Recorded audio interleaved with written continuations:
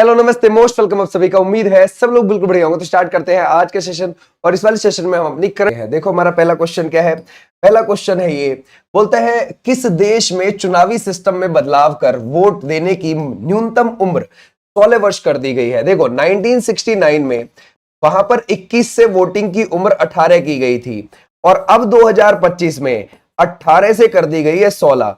ये कहां करी गई है? ब्रिटेन के अंदर। ब्रिटेन में कौन कौन से देश आते हैं? एक आता है इंग्लैंड, एक आता है इसमें स्कॉटलैंड और एक आता है वेल्स।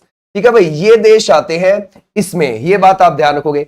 अच्छा, अगर मैं यूनाइटेड किंगडम की बात करूं तो यूनाइटेड किंगडम में ये 3 देश तो आएंगे ही, साथ में इसके उत्तरी आयरलैंड का हिस्सा और ले लीजिए। आयरलैंड का उत्तरी हिस्सा आप ले लीजिए तो आपका क्या बन जाएगा? ये 3 देश और उत्तरी आयरलैंड मिला के यूनाइटेड किंगडम बन जाएगा। ठीक है भाई, आ जाओ नेक्स्ट पर। बोलता है यूक्रेन की नई प्रधानमंत्री का नाम क्या है? वो हो जाएंगी Yulia Svyrydenko is the right answer. और आपको पता है जेलेंस्की वहां के प्रेसिडेंट है। बोलता है अंतरराष्ट्रीय नेल्सन मंडेला दिवस ये कब मनाया जाता है? तो ये जो मंडेला दिवस है ये 18 जुलाई को मनाया जाता है। 18 जुलाई 1918 को उनका जन्म हुआ था। वो साउथ अफ्रीका के रहने वाले थे। 1993 में उनको क्या मिला था? उनको मिला था शांति का नोबेल प्राइज। ठीक है भाई, उनको शांति का नोबेल प्राइज मिला था। और 1990 में हमने उन्हें भारत रत्न भी दिया था। ठीक है भाई, उनको साउथ अफ्रीका का गांधी बोला जाता है। साउथ अफ्रीका का गांधी उन्हें कहा जाता है। और 1994 से लेकर 1999 के बीच में साउथ अफ्रीका के पहले अश्वेत प्रेसिडेंट रहे थे वो। ठीक है, बोलता है हॉकी की पॉलीग्राफ मैजिक स्किल अवार्ड जीतने वाली पहली भारतीय खिलाड़ी कौन बन गई है? वो है Deepika Sehrawat is the right answer. अच्छा, ये जो सविता पूनिया है इन्होंने 300 से ज्यादा मैच खेल लिए हैं और ये हॉकी से जुड़ी हुई है और गोलकीपर है ये। ओके, लेकिन हमारा राइट आंसर है दीपिका सहरावत। आ जाओ नेक्स्ट पर। बोलता है क्रिकेटर आंद्रे रसेल ने इंटरनेशनल क्रिकेट से संन्यास लेने की घोषणा करी। वह किस टीम के लिए खेलते? वो वेस्ट इंडीज के लिए खेलते। और वेस्ट इंडीज से ही निकोलस पूरन ने भी, है ना, इन्होंने भी इस क्रिकेट टीम से, अंतरराष्ट्रीय क्रिकेट टीम से क्या ले लिया है भाई? अंतरराष्ट्रीय मैचों से संन्यास। ठीक है भाई, क्लियर हो जाएगा। वेस्ट इंडीज क्रिकेट टीम की तरफ से निकोलस पूरन भी खेलते हैं। ठीक है भाई। अच्छा, अब अगर हम देखें, बोलते हैं फीफा क्लब वर्ल्ड कप 2025 का खिताब किस टीम ने जीता है? तो ये जो जीता है ये चेल्सी ने जीता है। पहली बात तो ये क्लब वर्ल्ड कप है, क्लब का, जैसे मैनचेस्टर यूनाइटेड हो गया, चेल्सी हो गया, इन क्लब का। ओके, अगर हम देखें ये 14 जून को शुरू हुआ था और ये 14 जुलाई में जाके खत्म हुआ और ये यूएसए के अंदर हुआ है और इसको चेल्सी जीत गया। और ये किसने करवाया? फीफा ने करवाया। ठीक है भाई, फीफा ने। और 1904 में फीफा की स्थापना हुई है। इसका ज्यूरिख, है ना, ज्यूरिख स्विट्जरलैंड के अंदर आपको इसका हेडक्वार्टर देखने को मिल जाएगा। और जियानी एनफेंटिनो इसके हो जाएंगे अध्यक्ष। ठीक है भाई। फीफा रैंकिंग में भारत कितनेवें नंबर पर है? 133। और टॉप पर कौन है दुनिया में? अर्जेंटीना। आ जाओ नेक्स्ट पर। बोलता है संयुक्त राष्ट्र यूनाइटेड नेशन नेल्सन रोही हला मंडेला पुरस्कार 2025 से किन्हें सम्मानित किया गया है? ये जो पुरस्कार है ये यूनाइटेड नेशन देता है, नेल्सन मंडेला के नाम से देता है पुरस्कार। साल 2014 में इसकी शुरुआत करी थी। हर 5 साल में 2 व्यक्तियों को दिया जाता है। तो ये 2025 में किसको मिला? ये मिला है, अगर आप देखोगे, ब्रेंडा और कैनेडी को। ब्रेंडा का संबंध है कनाडा से और कैनेडी का संबंध है केनिया से। तो हमारा राइट आंसर क्या हो जाएगा? हमारा राइट आंसर है बी और सी वाले बच्चे बिल्कुल ठीक है। ओके भाई, आ जाओ नेक्स्ट पर। बोलते हैं राष्ट्रपति द्रौपदी मुर्मू ने किस केंद्रीय मंत्री को कलिंग रत्न पुरस्कार 2024 से सम्मानित किया है? तो देखो, ये जो कलिंग रत्न पुरस्कार है 2007 में शुरू हुआ था। उड़ीसा की, जो उड़ीसा के कल्चर को, यानी कि वहां की संस्कृति को आगे बढ़ावा देता है, वहां की शिक्षा को बढ़ावा देता है, उसे ये दिया जाता है पुरस्कार। तो द्रौपदी मुर्मू जी उड़ीसा से ही बिलोंग करती है वो भी। तो उन्होंने उड़ीसा के ही रहने वाले धर्मेंद्र प्रधान, जो हमारे केंद्रीय शिक्षा मंत्री भी हैं, इनको ये पुरस्कार। ठीक है भाई, आ जाओ नेक्स्ट पर। विश्व स्वास्थ्य संगठन WHO ने किस अफ्रीकी देश को जुलाई 2025 में ट्रैकोमा मुक्त घोषित कर दिया है? वो सेनेगल को कर दिया है। ठीक है भाई। और WHO वर्ल्ड हेल्थ ऑर्गेनाइजेशन ये कब बना है? ये बना है 7 अप्रैल 1948 को। और आप देखोगे स्विट्जरलैंड के जेनेवा में इसका हेडक्वार्टर है। और अगर आप देखोगे 7 अप्रैल को हम क्या भी मनाते हैं, विश्व स्वास्थ्य दिवस भी मनाते हैं। ठीक है भाई, आज नेक्स्ट पर, भारतीय निर्वाचन आयोग ईसीआई ने किन 2 कलाकारों को बिहार के लिए स्वीप यानी कि systematic voters education and electoral participation icon नियुक्त किया है? तो वो कौन है? नीतू चंद्रा और क्रांति प्रकाश झा। अच्छा, अगर आप देखोगे दोनों ही फिल्म लाइन से जुड़े हुए हैं, लेकिन अगर आप देखोगे 2023 में किसको है ना चुनाव आइकन बनाया था बिहार के अंदर, वो मैथिली ठाकुर को बनाया था। ठीक है भाई, ये भी आप ध्यान रख सकते हैं। जगदीप धनखड़ ने संविधान के किस अनुच्छेद का संदर्भ देकर 21 जुलाई 2025 को इस्तीफा दे दिया? देखो, उनका जो कार्यकाल खत्म होता वो 10 अगस्त 2027 को होता, लेकिन उन्होंने पहले ही इस्तीफा दे दिया आर्टिकल 67A का यूज करके। ठीक है, अगर हम देखेंगे 63 में हमारा ये बोला गया है कि भारत का एक उपराष्ट्रपति होगा, है ना, उपराष्ट्रपति होगा। ओके, क्लियर हो जाएगा। और 64 में ये बोला गया है कि वो राज्यसभा का सभापति होगा। राज्यसभा का क्या होगा? सभापति होगा, ये बात बोली गई है। और अगर हम देखें 65 में ये बोला गया है कि जब राष्ट्रपति है ना अपने पद पर नहीं होगा तो उस वक्त ये गद्दी पर बैठेगा राष्ट्रपति की, उपराष्ट्रपति बैठेगा। ठीक है भाई।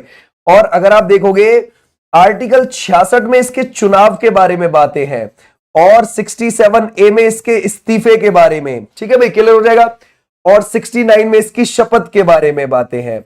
और उपराष्ट्रपति बनने के लिए कम से कम 35 वर्ष की उम्र होनी चाहिए। ठीक है भाई, ऐसे आप ध्यान रखोगे। जगदीप धनखड़ ने उपराष्ट्रपति पद से 21 जुलाई 2025 को इस्तीफा दे दिया। संविधान के किस अनुच्छेद के प्रावधान के तहत नए उपराष्ट्रपति का चुनाव होता है? तो हमारा राइट आंसर है 66। इसके लिए हम जाते हैं लोकसभा। लोकसभा में केवल अब निर्वाचित ही सदस्य होते हैं, तो वहां से निर्वाचित सदस्यों को लेते हैं। फिर राज्यसभा, और राज्यसभा में तो भाई यहां पर तो निर्वाचित भी होते हैं और मनोनीत भी होते हैं। ठीक है भाई, क्लियर हो जाएगा। तो यहां से इनको लेते हैं। तो हम ये कह सकते हैं कि दोनों सदनों के सभी सदस्य इसके चुनाव में हिस्सा लेते हैं। ठीक है भाई, दोनों सदनों के सभी सदस्य इसके चुनाव में हिस्सा लेते हैं। क्लियर हो जाएगा। तो ऐसे भी आप ध्यान रखोगे। हमारा राइट आंसर है 66 वाले बच्चे, बिल्कुल ठीक। बोलता है भारतीय मूल की अर्थशास्त्री गीता गोपीनाथ ने जुलाई 2025 में किस अंतरराष्ट्रीय संगठन के डिप्टी मैनेजिंग डायरेक्टर पद से इस्तीफा देने की घोषणा की थी? और वो अगस्त 2025 तक ही गद्दी पर बैठी थी, बस फिर वो हट गई। ठीक है भाई। और वो किसके? आईएमएफ की। अगर हम देखें इंटरनेशनल मॉनेटरी फंड, ये 1944 में बना है।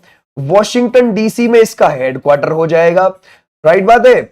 और वॉशिंगटन डीसी कहां पर है? यूएसए की कैपिटल है। और आईएमएफ का काम है डूबती अर्थव्यवस्था को बचाना। ठीक है भाई, डूबती अर्थव्यवस्था को बचाना। ठीक है भाई, क्लियर हो जाएगा। ऐसे आप ध्यान रखोगे, जैसे अभी ये पाकिस्तान को, श्रीलंका को, ऐसे कंट्रीज को बचा रहा है, हमको भी बचाया था 1991 में। ठीक है भाई, तो ऐसे भी आप ध्यान रखोगे। तो हमारा राइट आंसर हो जाएगा ये वाले बच्चे, बिल्कुल ठीक। आईएमएफ की जो भी एमडी है वो कौन है? क्रिस्टलिना जॉर्जियावा है। याद रखोगे कौन हो जाएंगी? क्रिस्टलिना जॉर्जियावा। ठीक है भाई, आईएमएफ की एमडी हो जाएंगी ये। आईएमएफ में जो एमडी चुनता है वो कौन चुनता है? यूरोपियन यूनियन चुनता है। ओके भाई, ईयू चुनता है। यूरोपियन यूनियन इसमें बड़ा, ध्यान रखोगे, शेयर धारक है, इस वजह से वही चुनता है। वर्ल्ड बैंक में बड़ा शेयर धारक कौन है? अमेरिका। तो अमेरिका ही उसका अध्यक्ष चुनता है वर्ल्ड बैंक का। ठीक है भाई। वर्ल्ड बैंक किसको पैसा देता है? विकासशील देशों को देता है। ठीक है भाई, आ जाओ नेक्स्ट पर। देश का पहला राज्य कौन बन गया जिसके सभी मतदान केंद्रों पर 1200 से कम मतदाता सुनिश्चित किए गए हैं? तो वो है बिहार, ताकि लोग घंटों लाइन पर ना लगे, ज्यादा से ज्यादा और बूथ बनाए वहां पर। ठीक है भाई, है ना, और जाके वहां पर बूथ बनाए गए इस वजह से, ताकि भाई कम भीड़ रहे, लाइनों में ना लगे लोग, और आए और फटाफट जो है वोट डाल के चले जाए। ठीक है, इसलिए तो हमारा राइट आंसर है। बोलते हैं international chess federation FIDE world cup 2025 की मेजबानी किस देश को मिली है? तो हमारा राइट आंसर क्या हो जाएगा? ये भारत को मिली है। और ये 30 अक्टूबर से शुरू हो जाएगा। ठीक है भाई, ध्यान रखोगे, 30 अक्टूबर से शुरू, 27 नवंबर तक। आ जाओ भाई नेक्स्ट पर। बोलते हैं पंडित जवाहरलाल नेहरू के बाद लगातार लंबे समय तक प्रधानमंत्री पद पर रहने वाले दूसरे प्रधानमंत्री कौन है जिन्होंने इंदिरा गांधी जी को पीछे छोड़ दिया? वो है मोदी जी। कैसे? देखो, लगातार की बात हो रही है। ठीक है भाई, अगर हम देखें जो नेहरू जी है वो 6126 दिन बैठे हुए हैं लगातार एज ए पीएम। अब मोदी जी 4078 दिन, 4077 दिन से ज्यादा हो गए। ठीक है भाई, यानी कि ये इंदिरा गांधी जी का था लगातार, ठीक है भाई, और मोदी जी का इतने पर पहुंच गया, तो वो ज्यादा हो गए। हालांकि इंदिरा गांधी जी फिर से भी दोबारा प्राइम मिनिस्टर बन के आई थी, लेकिन फिर बीच में गैप लग गया था। हम लगातार की बात कर रहे हैं कि लगातार एज ए डे कौन बैठा रहा है, तो यहां पर हो जाएंगे मोदी जी। ठीक है भाई, आज नेक्स्ट पर बोलता है किस पड़ोसी देश के 60वें स्वतंत्रता दिवस समारोह में पीएम मोदी ने चीफ गेस्ट के तौर पर हिस्सा लिया। देखो 60वां स्वतंत्रता दिवस 1965 में आजाद हुआ था मालदीव, है ना, 26 जुलाई को। किससे हुआ था? ब्रिटेन से। तो हमारे प्रधानमंत्री वहां पर 25 और 26 जुलाई को गए थे। ठीक है भाई, क्लियर हो जाएगा। ऐसे आप ध्यान रखोगे तो हमारा राइट आंसर हो जाएगा मालदीव। मालदीव की जो राजधानी है वो माले है, और यहां पर दिवेही भाषा चलती है, और यहां के जो प्रेसिडेंट है वो मोइजू है उनका नाम। ठीक है भाई, क्लियर हो जाएगा, मोइजू। ऐसे भी आप ध्यान रख सकते हैं। आज नेक्स्ट पर बोलते किस पड़ोसी देश में भारत के सहयोग से वहां रक्षा मंत्रालय भवन बना, जिसका उद्घाटन पीएम मोदी और वहां के राष्ट्रपति ने संयुक्त रूप से किया। तो हमारा राइट आंसर है मालदीव। ठीक है भाई, बोलता है पीएम मोदी की यात्रा के दौरान मालदीव को कितने रुपए की ऋण सहायता, लाइन ऑफ क्रेडिट का विस्तार सहित 8 समझौते हुए हैं। तो हमारा राइट आंसर क्या हो जाएगा? यह है 4850। ठीक है भाई, ध्यान रखोगे, इतने करोड़ रुपए पीएम मोदी और मालदीव के राष्ट्रपति ने दोनों देशों के राजनयिक संबंधों की कौन सी भी वर्षगांठ पर स्मारक डाक टिकट जारी किया है? तो कौन सी? 60वीं। ठीक है भाई, ध्यान रखोगे, क्लियर हो जाएगा, क्योंकि 60वां ही वो अपना स्वतंत्रता दिवस मना रहा था, और 60 ही वर्ष हमारे उसके साथ राजनयिक संबंधों को लेकर हो गए, क्योंकि जैसे ही वो आजाद हुआ था हमने उसे एज ए कंट्री, है ना भाई, एज ए कंट्री उसको मान्यता दे दी थी, और उसके साथ हमने संबंध स्थापित कर लिए थे। ठीक है भाई, आ जाओ नेक्स्ट पर। भारतीय बीमा नियामक व विकास प्राधिकरण IRDAI कब बना है? 1999 में बना है। इसके नए चेयरमैन कौन है? अजय सेठ। आ जाओ नेक्स्ट पर। भारत और किस देश के बीच जुलाई 2025 में संयुक्त सैन्य अभ्यास बोल्ड कुरुक्षेत्र 2025 आयोजित हुआ? ये जुलाई में हुआ है, 2025 में ही। और अगर आप देखोगे कहां पर हुआ? ये जोधपुर में हुआ। ये कहां पर पड़ेगा? राजस्थान में। ओके, तो हमारा राइट आंसर है सिंगापुर और भारत के बीच में। ठीक है भाई, आ जाओ नेक्स्ट पर। ग्लोबल फाइनेंस पत्रिका ने भारत की किस बैंक को 2025 के लिए विश्व का सर्वश्रेष्ठ उपभोक्ता बैंक घोषित किया है? वो है SBI, state bank of India. ये 1 जुलाई 1955 को बना है, और मुंबई में इसका हेडक्वार्टर आपको देखने को मिल जाएगा। श्रीनिवासुलु शेट्टी कौन हो जाएंगे? अगर आप देखोगे श्रीनिवासुलु शेट्टी, ये कौन हो जाएंगे? ये इसके हो जाएंगे, अगर आप देखोगे, है ना भाई, अध्यक्ष। ओके, क्लियर हो जाएगा। इससे पहले 1 जुलाई 1955 से पहले इसका नाम इंपीरियल बैंक ऑफ इंडिया था। 1921 में बना था इंपीरियल बैंक ऑफ इंडिया। ठीक है, और उसको 1 जुलाई 1955 में स्टेट बैंक ऑफ इंडिया कर दिया गया। आ जाओ नेक्स्ट पर। HIV एड्स के बढ़ते मामले की वजह से किस राज्य सरकार ने शादी से पहले सभी के लिए HIV एड्स जांच अनिवार्य करने नया कानून बनाने की प्रक्रिया का ऐलान किया है? तो हमारा राइट आंसर क्या हो जाएगा? यह है मेघालय। मेघालय के CM कौन हो जाएंगे? कानराड सांगमा, क्योंकि वहां पर एड्स के मामले ज्यादा आ रहे। इंडेक्स 2025 जुलाई में जो जारी हुई है उसमें दुनिया के शक्तिशाली पासपोर्ट की लिस्ट में पहला स्थान कौन सा है? तो वो सिंगापुर का है। सिंगापुर 193 देशों में वीजा फ्री यात्रा कर सकते हैं। ठीक है भाई, आ जाओ नेक्स्ट पर।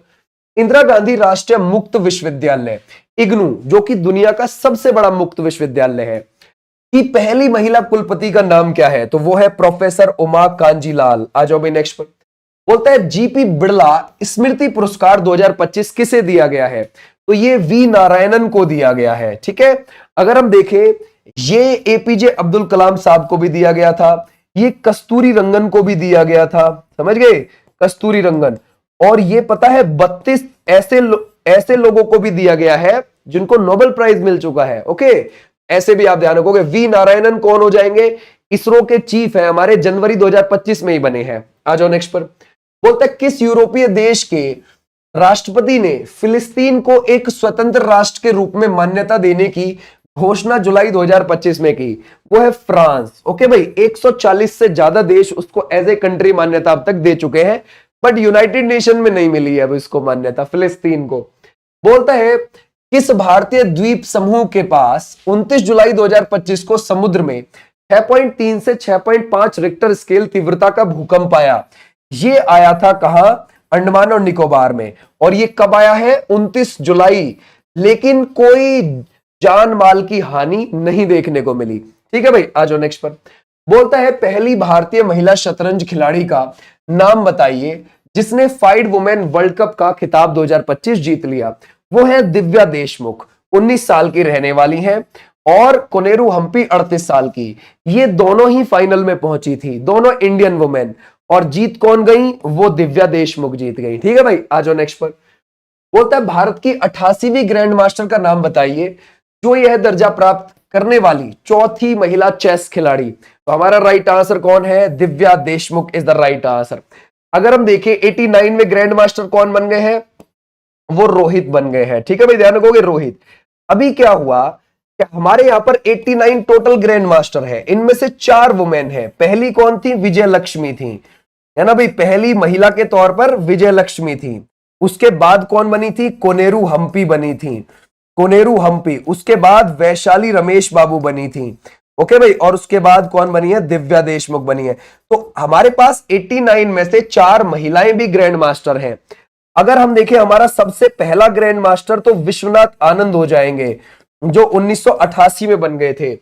बोलता है करगिल विजय दिवस पर सेना प्रमुख ने नई सैन्य इकाइयों का ऐलान किया, इसका नाम क्या रखा है? रुद्र ब्रिगेड, जो तोप खाने को संभालेगी। ओके भाई, जो तोप खाने को संभालेगी। शक्ति बाण, ये आर्टिलरी रेजिमेंट क्या संभालेगी भाई? ये ड्रोन सिस्टम को संभालेगी।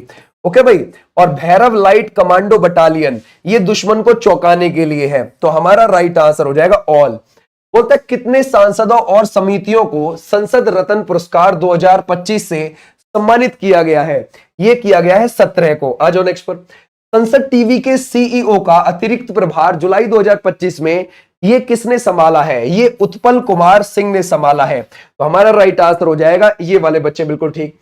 महिला यूरो कप 2025 का खिताब किस टीम ने जीता? ये जो है महिला यूरो कप 1958 में शुरू हुआ था, और इस बार ये 2025 वाला ये स्विट्जरलैंड के बेसल में हुआ है, राइट। और इसको इंग्लैंड ने जीत लिया है और स्पेन को हरा दिया है, स्पेन को हराकर। अब ये 2027 में ब्राजील में होगा।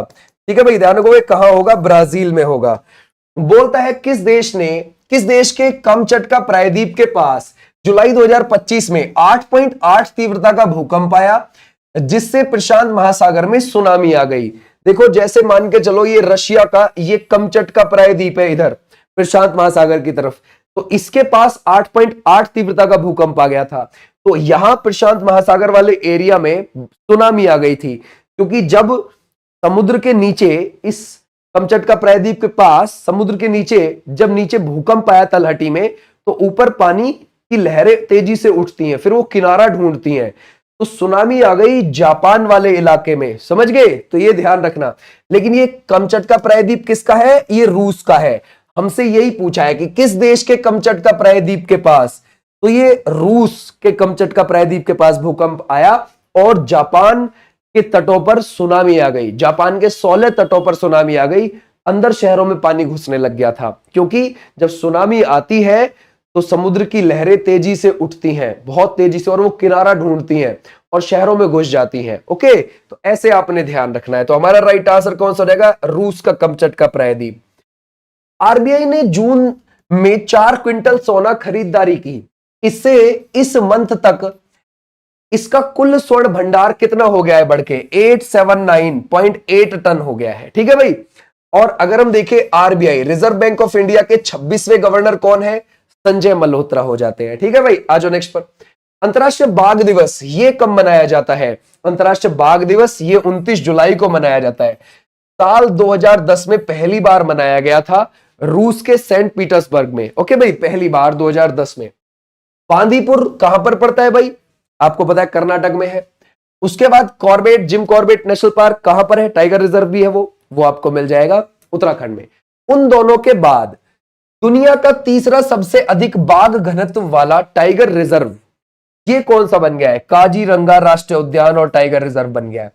यहां पर आपको 100 किलोमीटर स्क्वायर एरिया में लगभग 18 बाघ देखने को मिल जाएंगे। तो बहुत अच्छा है। ठीक है भाई, तो हमारा राइट आंसर हो जाएगा ये वाले बच्चे, बिल्कुल ठीक। कहां पर पड़ेगा काजीरंगा? एक सींग वाले गैंडे के लिए जाना जाता है वैसे तो ये कहां पर मिल जाएगा? ये मिल जाएगा आपको असम के अंदर। कर्नाटक के मैंगलोर की रेमोना परेरा ने कितने घंटे भरतनाट्यम करके विश्व रिकॉर्ड बनाया? तो ये बनाया है 170 घंटे। इसमें क्या करती थी वो कि हर 3 घंटे में 15 मिनट का ब्रेक ले लेती थी। ठीक है भाई, ये भी आप ध्यान रखोगे। और ये तमिलनाडु का शास्त्रीय नृत्य है भरतनाट्यम। ओके, आ जाओ नेक्स्ट पर। दुनिया में सबसे ज्यादा आईक्यू, इंटेलिजेंस कोशिएंट वाले लोगों की सूची गीगा सोसाइटी रिपोर्ट 2025 में पहले स्थान पर कौन है? तो वो है यंग हून किम। कहां से आते हैं? दक्षिण कोरिया से आते हैं। कहां से बिलोंग करते हैं? दक्षिण कोरिया से बिलोंग करते हैं, और ये मनोविज्ञान से जुड़े हुए हैं। ठीक है भाई, आ जाओ नेक्स्ट पर। लोकसभा में राष्ट्रीय खेल प्रशासन विधेयक और राष्ट्रीय डोपिंग रोधी संशोधन विधेयक 2025 पेश किया गया। इसमें किस बोर्ड के गठन का प्रावधान है? वो बनेगा राष्ट्रीय खेल बोर्ड, एनएसबी। ये जो एनएसबी है, अब जो हमारा राष्ट्रीय खेल बोर्ड ये बन जाएगा, किसी भी नई संस्था को मान्यता देना इसका काम होगा, मान्यता रद्द करना इसका काम होगा, फंड देना, पैसा देना इसका काम होगा। इवन अब तक तो बीसीसीआई भारत सरकार से बिल्कुल आजाद था, वो पैसा नहीं लेता था। अब बीसीसीआई भी इसके अंडर आ जाएगा, समझ गए? किसके? एनएसबी के अंडर आ जाएगा। ओके, क्लियर हो जाएगा। आ जाओ नेक्स्ट पर। अमेरिकी राष्ट्रपति ट्रंप ने भारत के किस पड़ोसी देश के साथ वहां विशाल तेल भंडार विकसित करने का समझौता किया है? वो है पाकिस्तान। ठीक है भाई, ध्यान रखोगे, पाकिस्तान। आ जाओ नेक्स्ट पर। इसरो और नासा ने संयुक्त रूप से अब तक का सबसे महंगा और सबसे पावरफुल अर्थ ऑब्जर्वेशन सैटेलाइट जुलाई 2025 में लॉन्च किया गया। इसका नाम बताइए। वो है निसार। ये कब किया है? 30 जुलाई को किया है। कहां से किया है? श्रीहरिकोटा द्वीप से किया है। ये श्रीहरिकोटा जो द्वीप है, श्रीहरिकोटा द्वीप, यहां पर आपको सतीश धवन अंतरिक्ष केंद्र देखने को मिलेगा। सतीश धवन अंतरिक्ष केंद्र आपको देखने को मिल जाएगा। ठीक है भाई, क्लियर हो जाएगा। ये जो सतीश धवन अंतरिक्ष केंद्र है ना, याद रखोगे, यहां से ही क्या किया गया है? अभी इस निसार को लॉन्च किया गया है। नासा और इसरो इन दोनों ने मिलकर बनाया है। नासा कहां की स्पेस एजेंसी है? अमेरिका की। इसरो हमारी है। इन दोनों ने मिलकर बनाया है, और इसको GSLV F-16 रॉकेट से लॉन्च किया है, और 743 किलोमीटर पृथ्वी से ऊपर जाकर ये तैनात हो जाएगा, और पृथ्वी पर होने वाले परिवर्तन को कैच करेगा। ठीक है, उनको नोट करेगा, डाटा भेजेगा वहां से कि ग्लेशियर अगर पिघल जाता है तो कैसी दिखती है वहां से जमीन, और नया मैप बनाएगा पृथ्वी का, ये बिल्कुल अपडेटेड। ओके, तो ऐसे आप ध्यान रखोगे, हमारा राइट आंसर हो जाएगा निसार। ठीक है भाई, चलो आ जाओ नेक्स्ट पर। बोलता है इसरो और नासा की सैटेलाइट निसार का उद्देश्य क्या है? पृथ्वी का मैप तैयार करना, पृथ्वी के जियोग्राफिकल बदलावों को रिकॉर्ड करना, धरती और उसके पर्यावरण को करीब से समझना। तो ऑल हमारा बिल्कुल ठीक है ये। ठीक है भाई, आ जाओ नेक्स्ट पर। भारत का पहला एआई आधारित सड़क सुरक्षा पायलट प्रोजेक्ट किस राज्य में शुरू हुआ है? देखो, अभी एआई ट्रायल पर है, लेकिन उत्तर प्रदेश एडवांस है, आप लोगों को पता है। उत्तर प्रदेश एआई के जरिए यह पता लगाएगा कि कहां पर सड़क दुर्घटनाएं ज्यादा होती हैं और उनका कारण क्या है, समझ गए? फिर उनका निवारण करेंगे। तो हमारा राइट आंसर क्या हो जाएगा? उत्तर प्रदेश। बोलता है फॉर्मूला 1 बेल्जियम ग्रैंड प्रिक्स 2025 का विजेता कौन है? यह है ऑस्कर पियास्त्री, ऑस्ट्रेलिया के। बोलता है भारतीय सेना के नए उप प्रमुख 1 अगस्त 2025 को कौन बन गए हैं? तो ये बन गए हैं जनरल, है ना भाई, लेफ्टिनेंट जनरल पुष्पेंद्र सिंह। और अगर हम देखें, ये तो भारतीय सेना के प्रमुख कौन है, फिर वो है उपेंद्र द्विवेदी। याद रखो कौन हो जाएंगे? उपेंद्र द्विवेदी हो जाएंगे। आज अभी नेक्स्ट पर। भारतीय नौसेना के उप प्रमुख अगस्त 2025 में कौन बन गए? नेवी के प्रमुख कौन है हमारे? वो हो जाएंगे दिनेश के त्रिपाठी। याद रखो कौन हो जाएंगे, अगर हम देखें वो है दिनेश के त्रिपाठी, ये भी आप ध्यान रखोगे। अच्छा, लेकिन हमसे क्या पूछा है? हमसे पूछा है उप प्रमुख। तो हमारे उप प्रमुख कौन बन गए भाई नेवी के? Vice admiral Sanjay Vatsayan. आज भी नेक्स्ट पर। एयरफोर्स के प्रमुख कौन है? अमरप्रीत सिंह है। सीडीएस कौन है हमारे? अनिल चौहान है। किस पड़ोसी देश ने 2021 में तख्ता पलट के बाद लागू आपातकाल 31 जुलाई 2025 को हटा लिया और चुनाव की घोषणा करी। तो हमारा राइट आंसर कौन सा रहेगा? म्यांमार। अब म्यांमार में चुनाव होंगे, समझ गए? तो ये भी आप ध्यान रखोगे, लंबे समय से वहां पर 2021 से वहां पर इमरजेंसी लगी हुई थी, तख्ता पलट हो गया था ना, इस वजह से। प्रलय किस तरीके की मिसाइल है जिसका लगातार 2 बार परीक्षण डीआरडीओ ने अब्दुल कलाम द्वीप पर किया है? अगर हम देखें, यह है सरफेस टू सरफेस, यानी कि सतह से सतह पर मार करने वाली। शॉर्ट रेंज, यानी कि 1000 किलोमीटर से कम दूरी पर ही मार करती है। बैलिस्टिक मिसाइल, यानी कि ये प्रक्षेप्य गति से, है ना, उड़ती है, चलती है। क्लियर हो जाएगा? यानी कि इसकी गति कैसी है? प्रक्षेप्य है। क्लियर हो जाएगा? समझ गए? तो ये हमारा राइट आंसर हो जाएगा A, surface to surface short range ballistic missile है ये। ओके, हम देखिए नोएडा गौतम बुद्ध नगर यूपी की पहली महिला जिलाधिकारी डीएम कौन बन गई है? वो बन गई मेधा रूपम। किसकी बेटी है ये? ज्ञानेश्वर कुमार। ज्ञानेश्वर कुमार कौन है? अभी हमारे मुख्य निर्वाचन आयुक्त है, उनकी बेटी है ये। 2014 बैच की आईएएस अधिकारी है, इनके हस्बैंड भी आईएएस है 2014 बैच के। बोलता है फ्रांस और ब्रिटेन के बाद फिलिस्तीन को मान्यता देने वाला, ऐलान करने वाला G7 का तीसरा देश कौन सा बन गया? कनाडा। ठीक है भाई। बोलते हैं किस राज्य में 7 अगस्त को डॉक्टर एमएस स्वामीनाथन की जयंती को सतत कृषि दिवस के रूप में मनाया जाएगा? तो ये महाराष्ट्र में मनाया जाएगा। ठीक है भाई, क्लियर हो जाएगा? उनका जन्म जो हुआ एमएस स्वामीनाथन जी का 7 अगस्त को हुआ था 1925 को, और उनका निधन हुआ था 28 सितंबर को, है ना भाई, 28 सितंबर 2023 को। भारत में हरित क्रांति का जनक माना जाता है एमएस स्वामीनाथन जी को। आ जाओ नेक्स्ट पर। राष्ट्रपति ने किस राज्य में राष्ट्रपति शासन की अवधि 13 अगस्त 2025 से अगले 6 महीने के लिए बढ़ाने की मंजूरी दे दी? तो Manipur is the right answer. 13 फरवरी को वहां पर राष्ट्रपति शासन लगा था 2025 में मणिपुर के अंदर। अब 13 अगस्त को अगले 6 महीने के लिए फिर बढ़ा दिया। ठीक है भाई, तो हमारा राइट आंसर है। मणिपुर के सीएम ने 9 फरवरी 2025 को इस्तीफा दिया था, उनका नाम है एन बीरेन सिंह, जिन्होंने इस्तीफा दिया था। यूएसए ने आधिकारिक तौर पर राष्ट्रीय पक्षी किसे घोषित किया है? तो वो है bald eagle is the right answer, और अंग्रेजी भाषा को, है ना, वहां की राष्ट्रीय भाषा डिक्लेयर कर दिया। ठीक है भाई, आ जाओ नेक्स्ट पर। बोलते पीएम मोदी ने केन बेतवा नदी जोड़ो राष्ट्रीय परियोजना के किस बांध के निर्माण की आधारशिला रखी है? दोधन डैम की। कैसे? देखो, ऐसा है कि मध्य प्रदेश से बेतवा और केन दोनों नदी निकलती हैं और यूपी जाती हैं, यमुना में मिल जाती हैं। तो क्या है कि जहां पर आपको पन्ना टाइगर रिजर्व देखने को मिलेगा ना, वहां पर केन नदी के ऊपर दोधन डैम बनाया जाएगा, और केन नदी का पानी मोड़कर किधर ले जाया जाएगा? बेतवा में डाला जाएगा।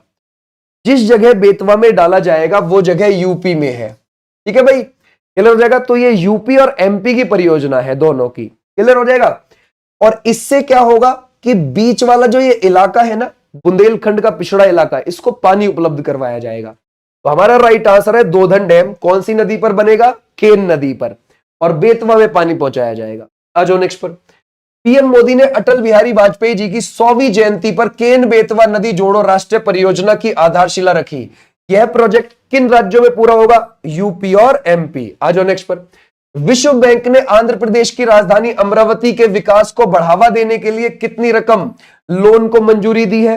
वो है $800 मिलियन को। ओके भाई, आ जाओ नेक्स्ट पर। एक देश एक चुनाव विधेयक पर विचार करने के लिए संयुक्त संसदीय समिति जेपीसी का अध्यक्ष किसको बनाया गया है? भर्तृहरि मेहताब। देखो, 129वां संविधान संशोधन 2024, है ना, 2024 में दिसंबर में यह पेश किया गया था लोकसभा में। तो लोकसभा के जो स्पीकर हैं ओम बिरला, उन्होंने एक बार और विचार विमर्श करने के लिए वहीं पर जेपीसी बना दी। ठीक है, ध्यान रखोगे। और जेपीसी का अध्यक्ष भर्तृहरि मेहताब को बना दिया कि एक बार और गहन विचार हो इस पर, फिर उसके बाद आगे किसकी प्रक्रिया देखने को मिलेगी? एक देश एक चुनाव की। ठीक है भाई, आ जाओ नेक्स्ट पर। भारत का कौन सा राज्य केंद्र शासित प्रदेश पैरा एथलेटिक्स वर्ल्ड चैंपियनशिप 2025 की मेजबानी करेगा? ये कौन सा करेगा? तो ये भुवनेश्वर करेगा? नो, दिल्ली करेगा। टोटल ये 12वें नंबर की है, और दिल्ली में, यानी कि हमारे भारत में पहली बार हो रही है। ठीक है, क्लियर हो जाएगा? आ जाओ भाई नेक्स्ट पर। बोलता है भारत और किस देश के बीच नौसैन्य अभ्यास फ्लाइन एक्स दिसंबर 2024 में आयोजित हुआ? तो ये 17 से 20 दिसंबर के बीच में हुआ। है ना, श्रीलंका और भारत के बीच में है और ये विशाखापट्टनम में हुआ है। ठीक है भाई, ध्यान रखो विशाखापट्टनम में, और ये नेवी का है स्लाइन एक्स एक्सरसाइज। ओके भाई, आ जाओ नेक्स्ट पर।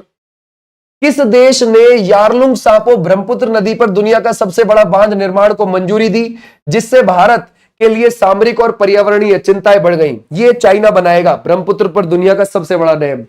बोलता है पूर्व प्रधानमंत्री डॉक्टर मनमोहन सिंह जी का निधन 26 दिसंबर 2024 को हो गया। वह किस पीएम के कार्यकाल में वित्त मंत्री भी रह चुके थे? तो वो किसके? पीवी नरसिम्हा राव के समय पर।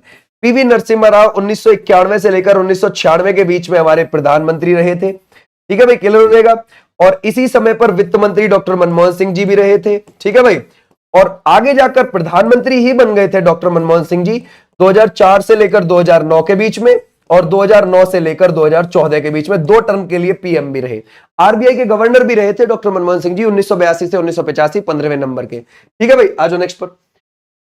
मेलबर्न क्रिकेट क्लब एमसीसी का सदस्य इनमें से किस पूर्व क्रिकेटर को बनाया गया? सचिन तेंदुलकर को बनाया गया है। देखो ये जो एमसीसी है दुनिया का सबसे पुराना क्रिकेट क्लब है, 1787 में इसकी स्थापना हुई है, इंग्लैंड में है। बोलता है भारतीय सेना ने दिसंबर 2024 में पेंगोंग सो झील पर किस महापुरुष की प्रतिमा स्थापित करी? तो वो छत्रपति शिवाजी महाराज की करी। ठीक है भाई, पेंगोंग सो झील जो है ये 135 किलोमीटर लंबी है, कुछ ये अक्साई चीन की तरफ पड़ती है और कुछ हमारे लद्दाख की तरफ पड़ती है। आ जाओ भी नेक्स्ट पर। प्रो कबड्डी लीग का खिताब किसने जीता है 2024 का? हरियाणा स्टीलर्स ने। प्रो कबड्डी 2014 में शुरू हुई थी, ये भी आप ध्यान रखोगे। आ जाओ नेक्स्ट पर। बोलता है राष्ट्रीय परीक्षण और प्रमाणन प्रयोगशाला के लिए राष्ट्रीय प्रत्यायन बोर्ड एनएबीएल का नया अध्यक्ष किसे नियुक्त किया गया है? तो ये आप मुझे बता दोगे होमवर्क के तौर पर।